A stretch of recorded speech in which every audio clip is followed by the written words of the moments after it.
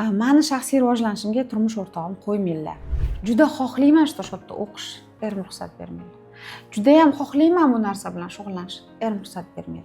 Agar ayol shu ehtiyoji qondirilmasa, o'zi zerikishni boshlaydi, ming'illashni boshlaydi, ting'illash boshlashi mumkin-ku, to'g'rimi? Va qilayotganimning natijam qanaqa bo'lgan taqdirda ham qochmayman. Ha, men qildim deyman. Men qildim. Menga u kerak, menga bu kerak demasak, biz yaxshi inson bo'lganmiz. Shuning uchun ehtiyojimiz yetishdan qochamiz. Eringiz ruxsat bermasliklari nima hisobiga bo'ladi odatda? Nima hisobiga? Gapiravering. Assalomu alaykum. Yaxshimisizlar? Salomatmisizlar?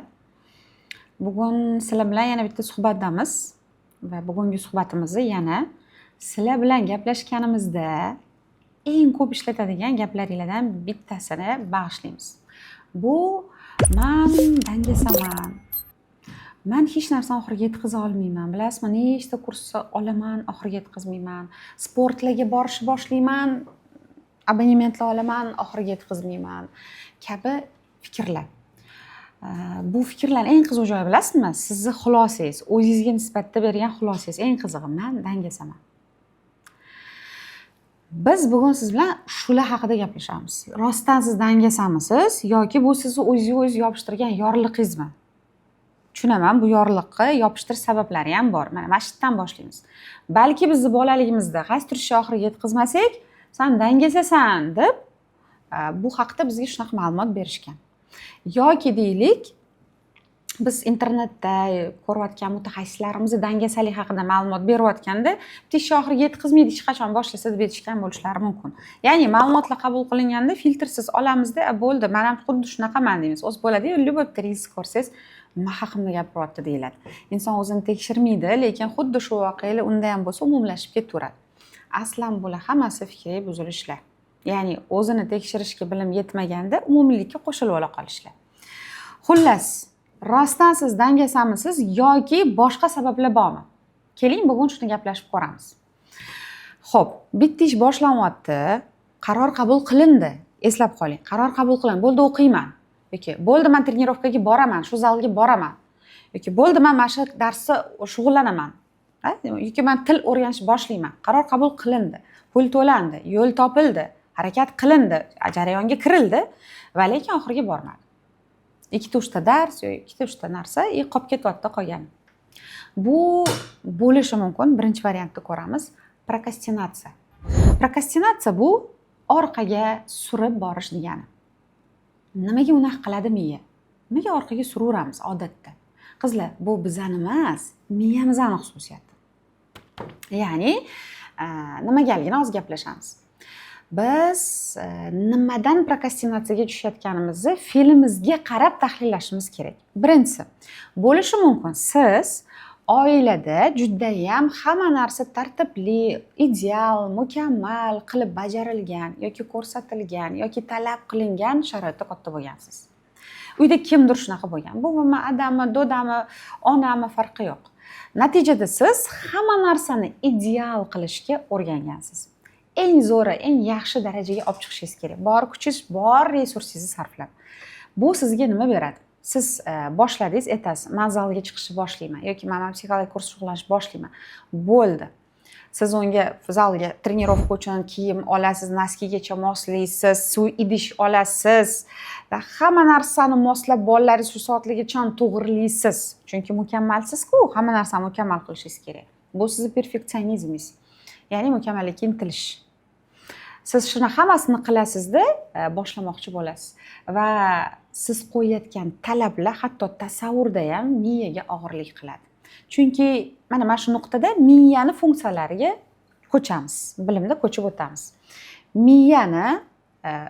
Miyamizning neyrofiziologik xususiyati u lazzatga intiladi, muammodan qochadi va murakkabliklarni yoqtirmaydi.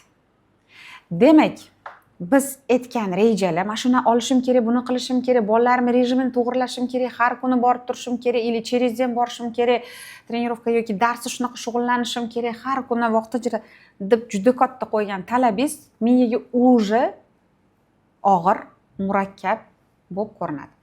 Va miya o'z tamoyiliga, yaratilish qonuniyatiga ko'ra muammodan qochishni boshlaydi. qochishni tanlaydi. Qochishda u sizni joningiz og'ritmaydigan versiyadan foydalanadi. Ya'ni qilmaymiz emas, sal keyinroq. Xo'p, aytishingiz mumkin, Muxtasar opa, nima uchun miyamga unaqa qiyin?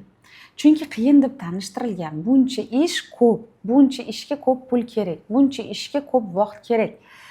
Mana shu narsani o'zi miyaga qanaqa tanishtirilgan bo'lsa, shunaqa qabul bo'lyapti. Demak, buni miya og'ir deb qabul qildi. Shuning uchun prokrastinatsiyani vujudga keltiradi. Yoki deylik, boshqa variantimiz bor.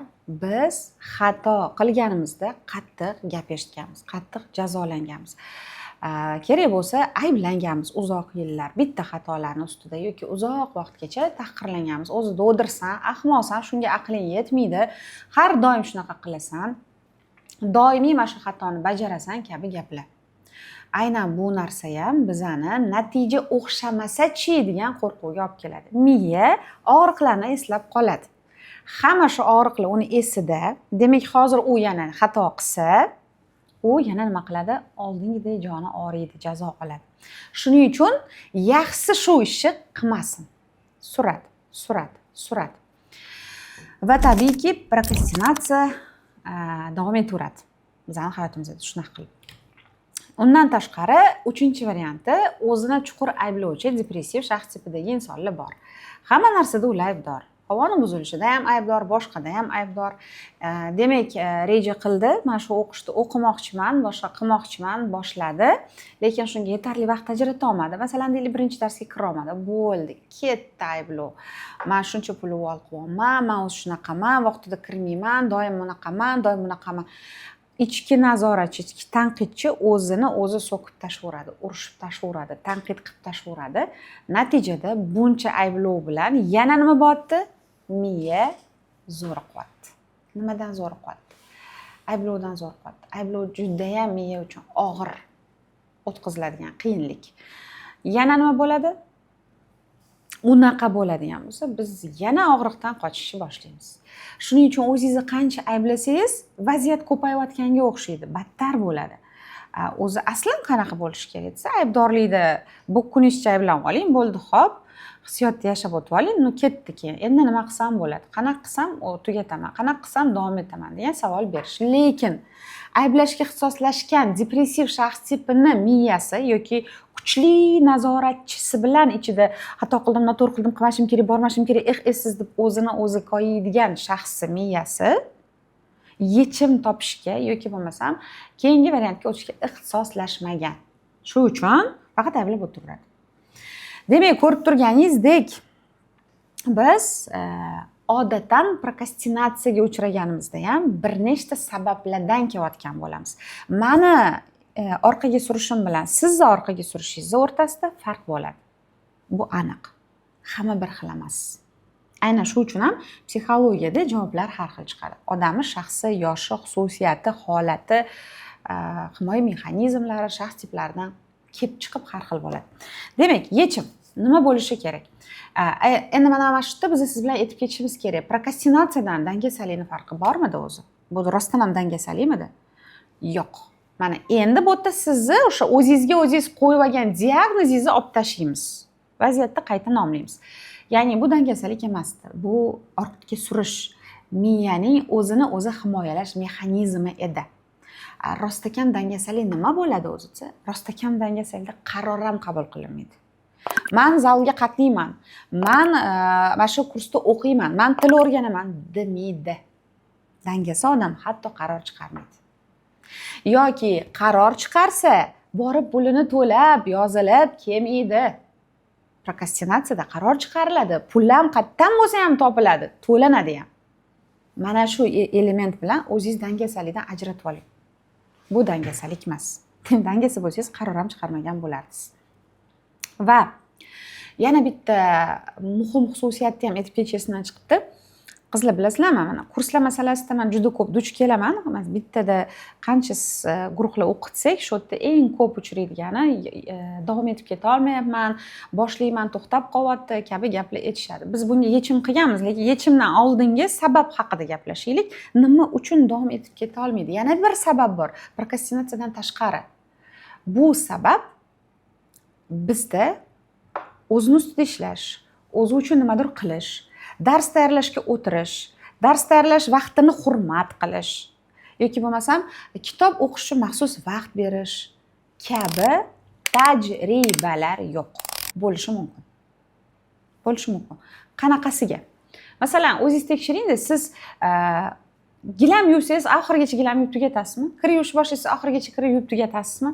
Ovqat qilishni boshlaysiz, oxirigacha ovqatingizni qilasizmi? Mana bitta qarab ko'ring. Ishni oxiriga yetkazib, boshqa ishlarni qilasizmi? Jon-jahtingiz bilan. Bolalikka qarang. Oilangizda shunaqamidi? Ishlarni jon-jahdi bilan qilish, oxiriga yetkazish bormidi? Va siz o'sha oilada necha yil o'rtacha katta bo'ldingiz? Kamida 10-15 yil, to'g'rimi?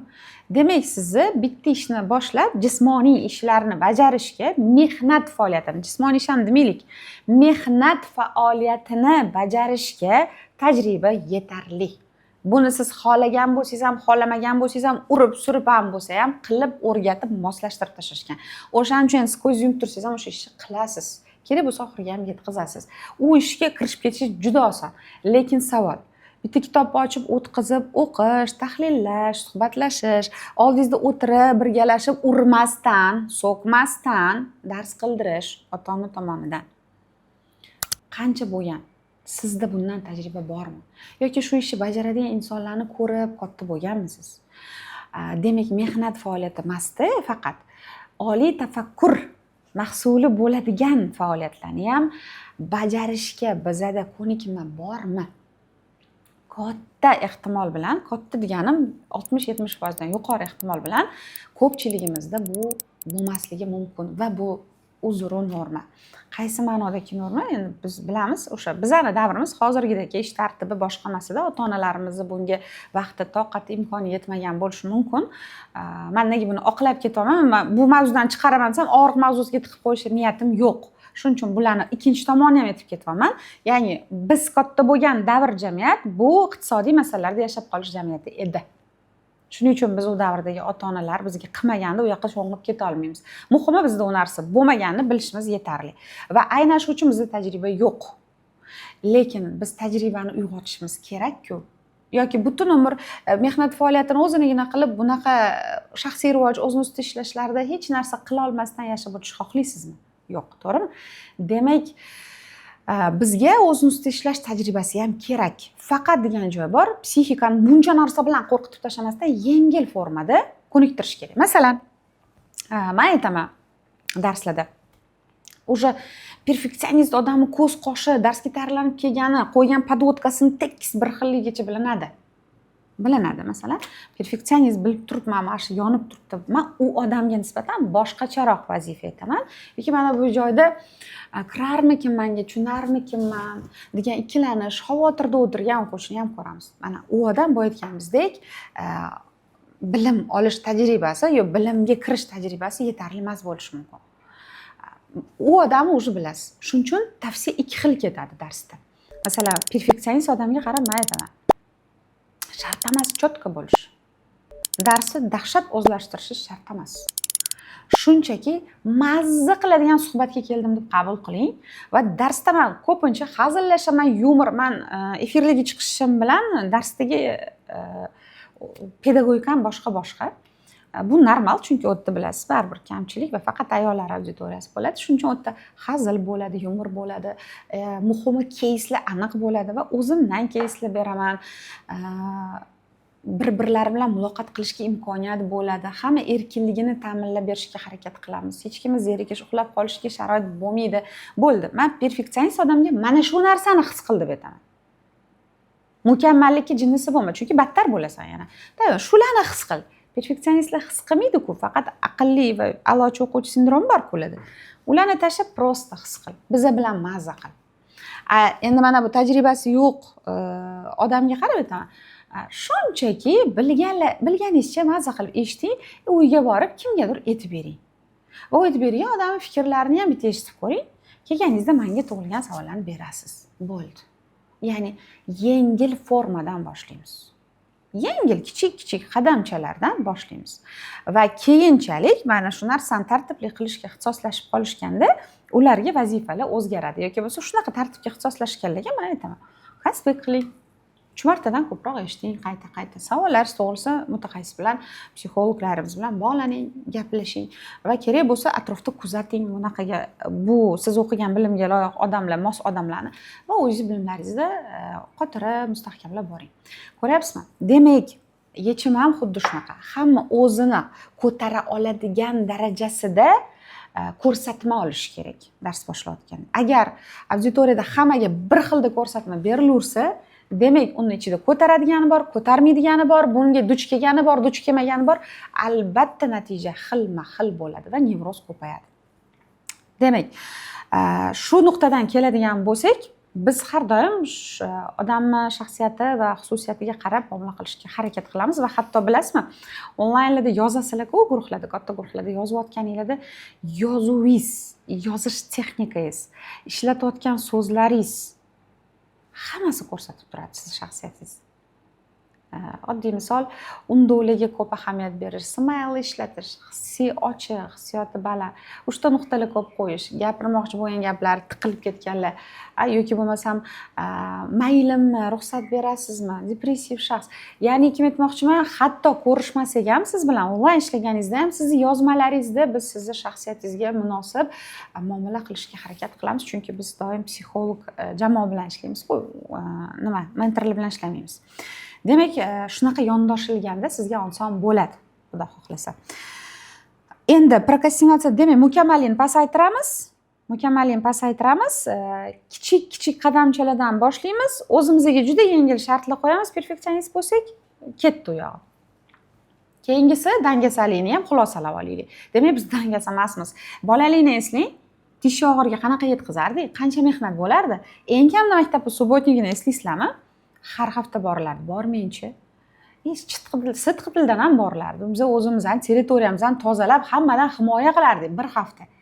Mehnat faoliyati bo'lgan va bunda tizimli harakat qilganlarda dangasalik deyarli unaqa surunkali bo'lmaydi.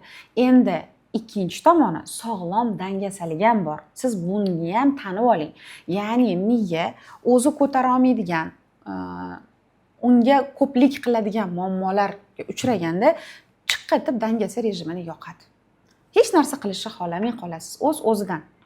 Bu bo'ladi trevojnostda, xavotirlarda, yugurib choplarda mehmon kutganingizdan keyin o'shani shashti tugamasdan turib yig'ishtirib yuvib joylab olsangiz, joylab oldingiz o'sha kechasi. Ertasiga bitta tursangiz, ching aytgansizda bir dangasalik yoqilganki, endi Xudoga shukr, hech narsa qilishni xohlamaysiz. Qimillagingiz ham kelmaydi. U yotag'on bo'lib charchoq emas u, prosta hech narsa qilishni xohlamaslik. Shu narsalar yoyilib yotsa ham prosta kino ko'rgingiz keladi. Prosta ko'chaga o'rtoqlarni ko'rishgan chiqib ketgingiz kelib qoladi. Bu miyani o'zini o'zi saqlab qolish uchun qilayotgan harakat. Bu normal. Ya'ni vaqti bilan yoqiladigan dangasaliklarga rozi bo'lish kerak. Yoki miya o'zini o'zi himoyalash uchun dangasalik yoqib olmasdan oldin siz o'zingiz dangasalik rejimlarini o'zingiz bilan kelishib ishlatib turishingiz kerak ongli. Masalan, kuni bo'yi men ishlarni qildim, kech payt yarim soat mazza qilib o'tirib bitta podkast yoki kino ko'raman, hech narsa javobgarlik olmasdan. Yoki bo'lmasam deyishingiz mumkin. Asosan ayollarda bo'ladi bu o'sha uzrli davrlarda bo'ldi. Mana hozir meni ibodatlarda, boshqa narsalarda javobgarligim yo'q. Men shu paytlarda maza qilib, dam olib, uxlab yoki bo'lmasam xotirjamroq bo'lib, shoshilmay bajaradigan kunlarni o'tkazaman. Yoki kanikul, yoki shanba yakshanba, bolalar naprejeniyasi yo'q bo'ldi. Men haftada bir kun mana shu kuni menga shoshilmaslikka, chopmaslikka, erkin bo'lishga yoki bo'lmasam absolyut dangasalik holatida ko'nglim tutgan narsalarni yengil qilishga roziman deb inson o'zi bilan o'zi kelishsa, kompensatsiya bo'ladi. Mehnat, dam olish, mehnat, dam olish. Natijada bizda sog'lom dangasalik hayotimizda ongli, rozi bo'lib, o'zini o'zi so'kavermasdan, men dangasaman deb qarg'ab, kamsiturmasdan yashab o'tiladi. Ko'rganingizdek, demak, hatto bu sifat ham biz uchun kerak. Biz uni butunlay inkor qilib tashlay olmaymiz, qizlar. Xo'p, mana shu narsani yengsak hozir, mabodo siz meni bu gaplarim bilan siz aqlingiz muborak, aqlingiz ko'nayotgan bo'lsa, chunki aql muborakni uncha narsaga ko'ndirib bo'lmaydi, hammaning ham aqli ko'nmaydi. Sizni ko'ndirayotgan odam o'zi bu ish qilgan bo'lishi kerak. Uni tashqi ko'rinish ham narsasi to'g'ri kelishi kerak, gapirayotgan gaplari fakt bo'lishi kerak, uni ohangi sizga tutishi kerak. Xullas fitfilonta sabab bilan qilinadi. Agar mabodo men siz aqlingizni qo'ndirayotgan bo'lsam hozirgi mavzularga, tabiiyki aqlingiz keyingi variantdagi savollarni ham ochadi. Bu savollarni men ko'p eshitgan inson sifatida o'zim bilib o'tyapman keyingi savollaringizga. Keyingi savol eng aktual savol ayollarda. Endi shaxsan biza ishlaydigan auditoriyada shunaqa, boshqa auditoriyalarni men bilmayman. Meni shaxsiy rivojlanishimga turmush o'rtog'im qo'ymaydilar. Erim ruxsat bermaydi mana. Qisqa qilib aytganda erim ruxsat bermaydi. Juda xohlayman shu yerda o'qish, erim ruxsat bermaydi. Juda ham xohlayman bu narsa bilan shug'ullanish, erim ruxsat bermaydi. Mana tabiiy savol tug'iladi shu paytda. Mana shu gapga siz to'g'ri erim ruxsat bermaydi deysiz. Mana bundan 5-6 yil oldin ham shunaqa dirdim. Lekin hozir men bu gapga ishonmayman. Men tushunaman, что mijoz o'zi tushunmayotgan bir nechta faktorlar bor. Biz siz bilan o'sha faktorlarni ochib ko'ramiz bugun. Xo'p, erim ruxsat bermaydi. O'qimoqchiman kursda yoki shug'ullanishim kerak, zarur, lekin to'g'risini aytish kerak. Mana men rostdan aytaman sizga. Men gaplashadigan, bizni shug'ullanadigan ayollarga rostdan yordam kerak bo'ladi. Eng kamida bilim kerak. O'zi har qaysi insonga eng kamida bilim kerak. Chunki bizani miyamiz, yana qaytamiz, miyani xususiyatiga. Miyani psixofiziologik xususiyati u bir xillikdan tez zerikadi. Tez charchaydi va xohlamaydi bir xillikni. Demak, bir xil fikrlar, bir xil bilimlar ham odamga zavq bermay qo'yadi.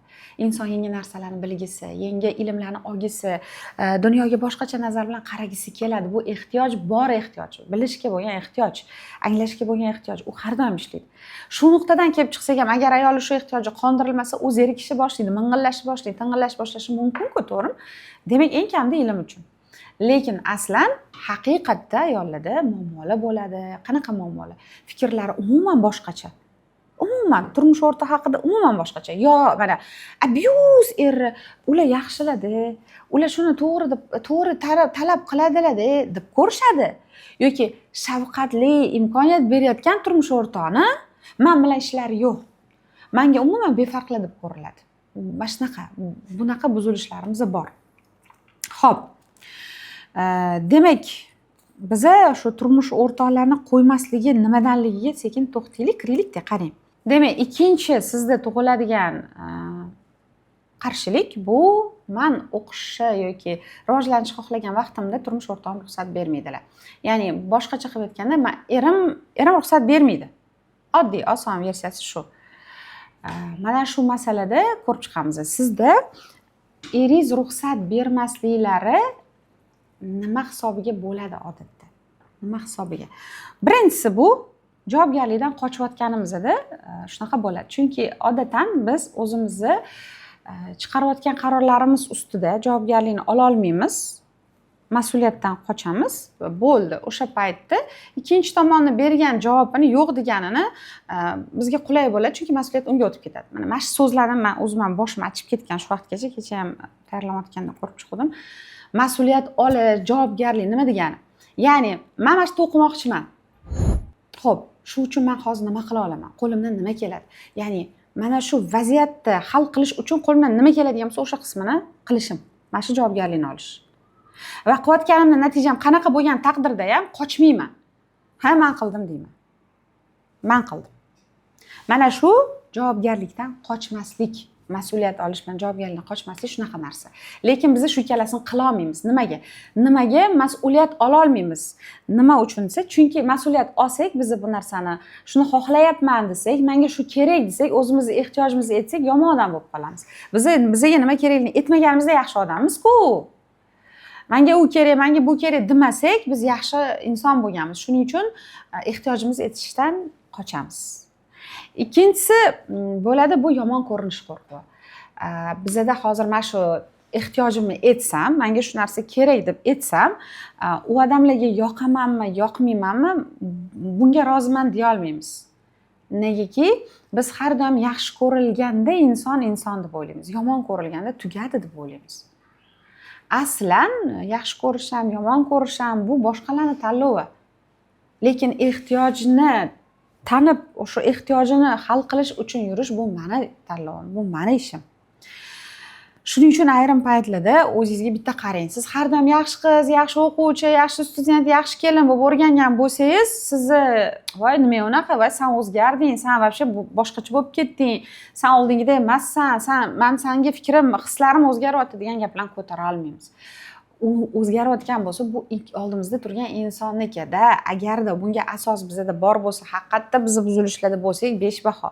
Lekin bizning ehtiyojlarimiz, istaklarimiz, maqsadlarimiz tashqariga chiqqanda shunaqa deyishayotgan bo'lsa, bu iltimos joyingga qayt, qulay bo'l, o'sha eng menga удобноysi deyilayotgan signal bo'lishi mumkin. Buni tekshirib ko'rish kerak. Yana bu umumiy emas. Ko'rasiz, holatga qarab qizlar. Keyin demak, natija o'xshamasachi, masalan, shug'ullanmas boshqa bo'lsa, natija chiqmasachi, bu endi ishonchsizlik bilan bog'liq. To'g'rimi? Inson yo o'ziga ishonmaydi bu yerda, yo shu tanlov qilayotgan narsasiga yoki insoniga ishonmaydi. Deylik, mutaxassisga ishonmaydi. Masalan, siz menga ishonsangiz, men bilan hamkorlikda ishlaysiz, ya'ni men bilan shug'ullanasiz, men bilan o'qiysiz, men bilan bir jamoada bo'lasiz. Menga ishonsangiz, lekin menga qaysi nuqtadan ishonasiz? Birinchisi shaxsiyatidan ishoniladi, ikkinchisi mutaxassisligidan ishoniladi. Buni tekshirish kerak. Shaxsiyatidan, uni qadriyatlari sizga to'g'ri keladimi? Masalan, siz o'zingizda rozi bo'lmaydigan narsalar, u ham shunaqami? Siz uchun oila qadriyati. Uchinchi, mana shunaqa nuqtalardan tekshiriladi. Masalan, shaxsiyat masalasida men o'zimning qadriyatimni nima deb ayta olaman? Mediada halollik, rostgo'ylik, o'sha natija berishga kafolatlilik bilan ishlash, halol va rostgo'y bo'lib, bu meni qadriyatim. Inson anaqadanchi, mutaxassislikdanchi. Mutaxassislikda tekshiradigan narsalarning diplomi, tajribasi, mutaxassisi va ustozlari, qanaqa ustozlarda ta'lim oladi. Ofitsialni o'sha davlat ro'yxatida o'tgan professorlik, dotsentlik, boshqalari bor insonlarmi yoki qanaqa xullas? Bu masalada ham tekshirib ko'rishingiz mumkin bo'ladi. Buni hal qilsangiz, o'zingizga ishonch ko'rish kerak. Balki sizga doim sen qila olmaysan, qo'lingdan kelmaydi yoki ayol kishiga kerak emas, shart emas, buni qilma, uni qilma, buni qilma deb doimiy sizni imkoniyatlaringizni tashqaridan baholab berishgan bo'lsa, siz o'z imkoniyatlaringizni o'zingiz bahola olmaysiz va bu norma, baholamayotganingiz. Lekin aytishingiz mumkin. O'xshasa ham, o'xshamasa ham, qo'limdan kelsa ham, kelmasa ham, shuni bajarib ko'rish imkoniyati bormi? Ya'ni men tirikmanmi? Hozir qilib ko'rsam bo'ladi. Mana shu narsaga tanlov qilish yoshidamanmi? 5 yashar bola tanlov qila olmaydi. Siz tanlov qila olasizmi? Ha. Va buni bajarib borib, kelib qilib ko'rishga vaqtim, imkonim, sharoitim bormi? Marhamat qilib ko'ring. Natija oxirida chiqadi. Natija kafolatlangan ishlar keyin boshlanadigan bo'lsa, bu yana perfeksionizm bo'ladi. Demak, mana shu narsalarni o'zingiz bilan o'zingiz kelishib olishingiz kerak. Chunki bular hammasi sizni ichingizda bo'layotgan proses, ichingizda bo'layotgan janglar. Ya'ni ikkilanib, uchlanib yotibsiz, o'shanga birlanib olasiz, bitta qarorlarga kelib olasiz. Ana undan keyin turmush o'rtoqqa qaror va taklifli aytish kerak bo'ladi. Masalan, men shu narsada shug'ullanishni niyat qildim va bu mana bu zaif taraflarim. Baqiroq onaligim, asabiy ayolligim yoki bo'lmasa sog'lig'imdagi tez boshim og'rib qolishi kabi muammolarimni hal qiladi deb hisoblayman va shu tarafdan o'zimga yordam berib ko'rmoqchiman. Shu taraflardan o'zimga yordam berib ko'rmoqchiman. Ya'ni bu nima? Boshim og'risa ham siz meni doktorga olib boring, meni baqiroq ona bo'lsam ham siz meni yupating, boshqa qiling, javobgarlik siz oling emasda, shu xususiyat muammolar borligini bilaman va bu javobgarlikni o'zim olmoqchiman.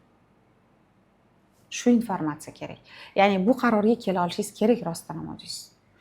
Ana o'shandan keyin ularning javoblarini ko'ramiz va keyingi masala, turmush o'rtoqlarimizga bittada xo'p deb ola olmasak, bu yo'q degani emas.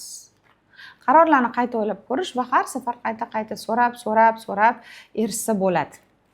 Buni ham hisobga olib qo'ying, chunki hamma erkaklarning fe'li bir xil emas. Kimlardir rostdan ham narsistik xarakterdagi erkaklar yalinib, iltimos qilib, qayta so'rab, siz qandoqsiz, sizki shunday yaxshi bir insonsiz, yo shunday bilimlisiz-ku, shuni tushunasiz-ku, menga ruxsat bera qoling degan pozitsiyalarda olib borilganda ko'nadi kimgadir xarakteri. Kimgadir qayta eslatish sizni qaroringiz qattiqligini bildirganda ruxsat beriladi.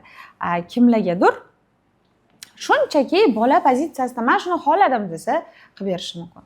Biz erkaklar deb umumiylashtirib olmaymiz. Ularning ham xarakter xususiyati bor. Hozir aytgan variantlarimizdan turmush o'rtog'ingiz qaysi birlariga tushsalar, harakat qilib ko'rishingiz kerak. Lekin bu hammasi qizlar 30 yoki 40% narsa tashqaridan ruxsat olishingiz, 60 va 70% narsa ichkaridagi bardaklarni javobgarlik olish, mas'uliyatdan qochish, natija o'xshamasa qo'rqib ketish, jazolanishdan qo'rqish kabi muammolaringiz o'zingiz bilan o'zingiz kelishib olganingizdan keyin bo'ladi. Buni qiling. Xo'p, shu nuqtada men aytib ketishim kerak bo'lgan narsa bor. Juda ham ko'p so'raysizlar, juda ham ko'p. Qachon men buni qachon darsingizga borsa bo'ladi, qanaqa ko'rishsa bo'ladi, siz bilan qanaqa birga ishlasak bo'ladi deb so'raysizlar. Men oxirgi vaqtlarda ayniqsa resursimni ehtiyot qilish, ko'proq bilim olish, oilam, boshqalar bilan ovora bo'lganim uchun bir yilda 2-3 marotibagina kurs zapusklari qilishga ixtisoslashib boryapman.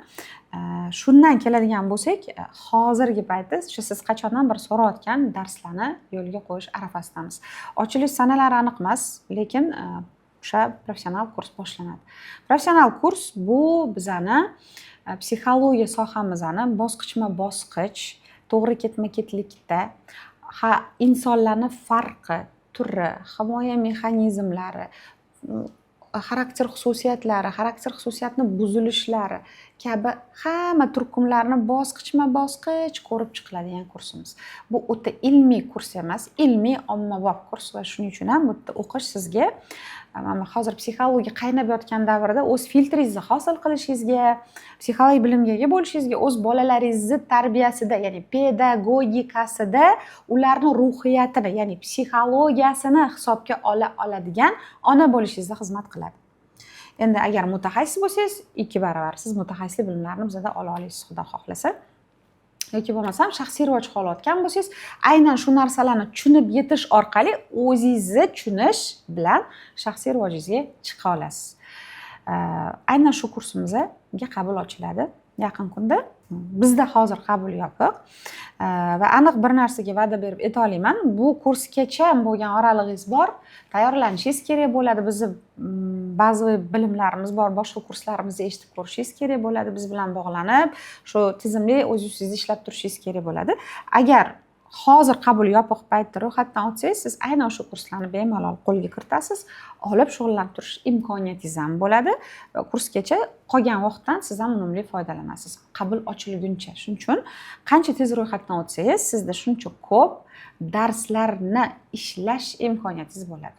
Va bu hali chegirmalarni hisobga olmaganda. Men ular haqida gapirishni xohlamayman, lekin aslan qancha vaqtli ro'yxatdan o'tish bu shuncha yaxshi narxlarda imkoniyat degani ham. Demak, pastda havola bor.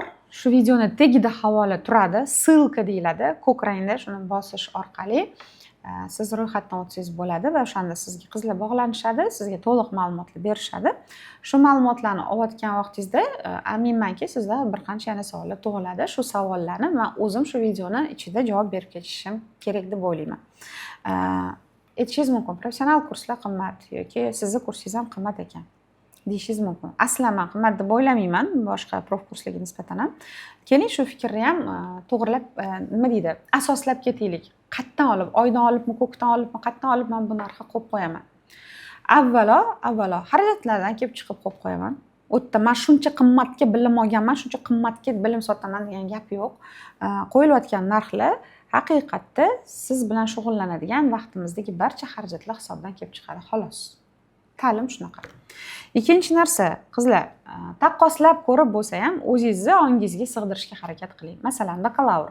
Men ham o'qiganman magistratura bakalavrini. Magistraturani bakalavri psixologiya. Bakalavrda o'qish bu sizga psixologiya. Men hamma sohani demadim. Psixologiya sohasidagi bakalavr 4 yillik ta'limni o'qish bizga deyarli hech qanaqa bir ishlab ketishga imkoniyat bermaydi. Biz u yerda intizom olamiz, dastur olamiz, boshqalar olishimiz mumkin. Umumiy psixologiya maktablarni ko'rib chiqish mumkin, lekin ishlab ketishga deyarli boshqatdan o'qiladi. Endi o'sha narxlarni eslang. 22-25 milliongacha oralig'da, 20-25 milliongacha oralig'dagi 1 yillik kontraktlar. 4 yilligi 80 milliondan 100 milliongacha oralig'da bo'ladi. Men sizga taklif qilayotgan kurs narxi shu narxi 10 baravar kami. Va lekin Men va'da berib aytaman, shu 4 yil institutda olishingiz kerak yoki ololmagan narsangizni biz sizga shu 3 oy mobaynida tizimlab berib chiqamiz. Va keyingisi qimmat deyotganda vaqtni ham qiymatlashni biladiganlarga qiymatlagan bo'lardim. Chunki hamma ham vaqtni pul bilan chaqa olmaydi, lekin masalan 4 yillik vaqt, umr bu yaxshigina puldan qimmatroq narsa. Shuning uchun 3 oy muddat va biz sizga maksimal uni berishga harakat qiladigan paytimizda siz ham vaqtdan yutasiz, ham yo'qotgan yillaringizni qoplashga harakat qilasiz. Agar shu sohada o'qigan, izlangan bo'lsangiz. Keyingi masala qimmat deyotganda bitta narsani aytib ketay sizga. Biz masalan oddiy gestalt terapiyani o'zini alohida o'qiymiz. Psixoanalizni o'zini 1 yil o'qiganman masalan. Gestalt terapiyani o'ziga alohida yoki bo'lmasa kognitiv terapiyaga alohida o'qiganmiz. Yoki deylik o'sha klinik psixologiyani umuman alohida. Bularni har birini alohidadan o'rtacha 3 oydan 1 yilgacha bo'lgan muddatlarda o'qib, shunaqa maktablarni 10 tasini jamlashtirib sizga tushuna oladigan tartibga solganmiz. Bu yerda biz ham vaqtni, ham pulni tejamoqchimiz. Lekin hali bu yerda siz haligi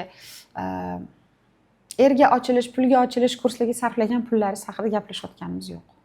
Ularni o'zingiz hisob-kitob qilib olasiz.